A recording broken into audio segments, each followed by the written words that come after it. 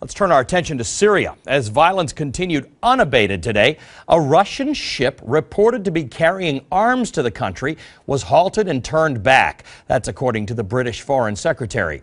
U.S. President Barack Obama is pushing Russian President Vladimir Putin to break with his Syrian ally Bashar al-Assad. But just as Obama is putting pressure on Putin, he's also feeling the pressure here at home. The loudest critic is his former rival, Senator John McCain.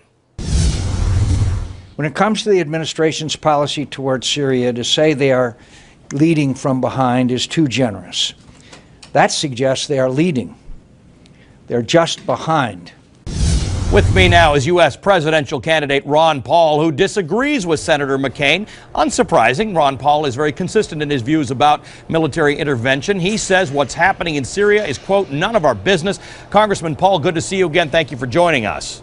Thank you. Nice to be with you. No surprise that you disagree with John McCain. You might actually find yourself more allied with this administration, who really has chosen, though they've spoken of intervention, not to actually do anything.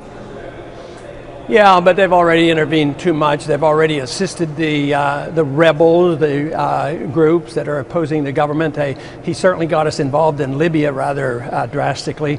So I would say, unfortunately, if you just look at the conventional wisdom of the media and the government, our government, is that there are two groups in this country. One wants to go to war, sorta, and the other one wants to really go to war. But there's many of us who think that it's very unwise, bad politics, right, bad foreign policy, dangerous to us, and we don't have the money to do it. Could be bad politics, could be bad foreign policy, could be dangerous, and we may not have the money, but you are a physician.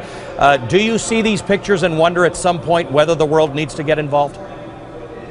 I look at those pictures and I think it's tragic because too many people are involved.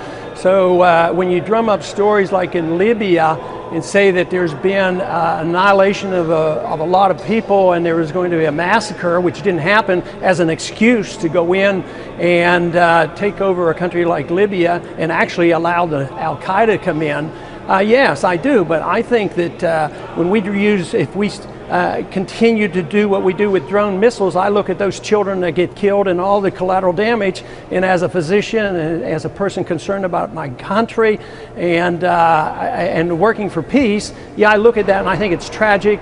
I see it all coming from us doing way too much, getting involved and getting ourselves into trouble rather than acting more peacefully like our founders wanted us to offer peace and trade and negotiations. Let me ask you this then. Let me ask you this. You have often said, you are remarkably consistent in your views of not intervening militarily unless national security, U.S. national security is at stake. And that is a case that Senator McCain has made, that Syria, not a proxy, but an ally of Iran, and that doing something in Syria would be a big blow to Iran. Give me your view on that. Well, I think that's stretching it. That may be true, but you know, we have allies around the world. We're in 130 countries, 900 bases.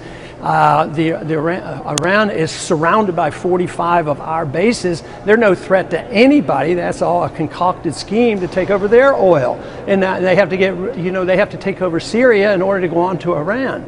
So this is just the plan of those who love intervention and love our empire. And the American people have fallen for this before, and I'm just trying to wake up the American people and say, don't fall for these lies again. Iraq, it's in shambles right now. The Christians have been run off, and look at what's happening over there, and Al-Qaeda's in there. Al-Qaeda from Iraq is going into Syria. We're supposed to be opposing the Al-Qaeda, not encouraging them by just stimulating their growth and giving them the motivation to do what they've been doing to us. Congressman Paul, pleasure to talk to you. Thank you for joining us.